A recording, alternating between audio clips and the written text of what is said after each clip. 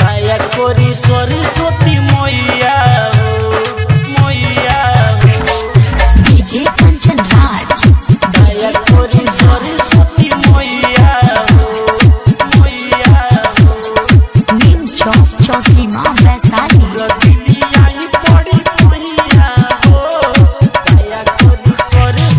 मूर्ति लियाई पड़ी पहिया हो, दया करी सरस्वती मैया हो, दया करी सरस्वती मैया हो।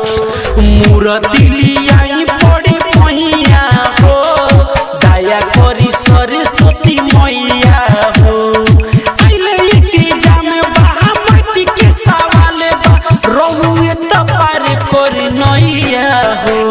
मूर्ति लियाई पड़ी मैया हो, दया करी सरस्वती मैया हो, दया करी सरस्वती मैया हो। Music director Kanchan Raj. नीम चौक चौसीमा वैशाली।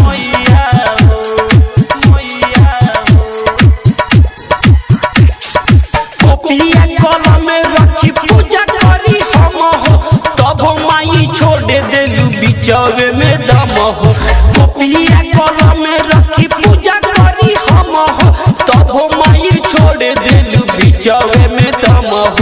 पूरा ही सोच सपनावा हो, पूरा ही सोच सपनावा हो। दया करी सरस्वती मैया हो। मूर्ति लियाई पड़ी मैया हो, दया करी सरस्वती मैया हो, दया करी सरस्वती मैया हो। डीजे कंचन राज। डीजे कंचन राज। दया करी सरस्वती मैया हो। नीम चौक चौसीमा वैशाली। पढ़े के चक्कर में जागी रात भर हो, माई अब मन करे खाली जहर हो। पढ़े के चक्कर में जागी रात भर हो, माई अब मन करे खाली जहर हो। राइटर चंदन लिखेला बजानावा हो, अर्जुन प्रेमी गावेला बजानावा हो। दया करी सरस्वती मैया हो। मूर्ति लियाई पड़ी मैया हो, दया करी सरस्वती मैया हो, दया करी सरस्वती। मूर्ति लियाई पड़ी मैया हो, दया करी सरस्वती मैया हो।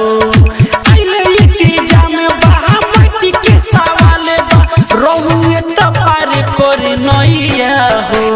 मूर्ति लिया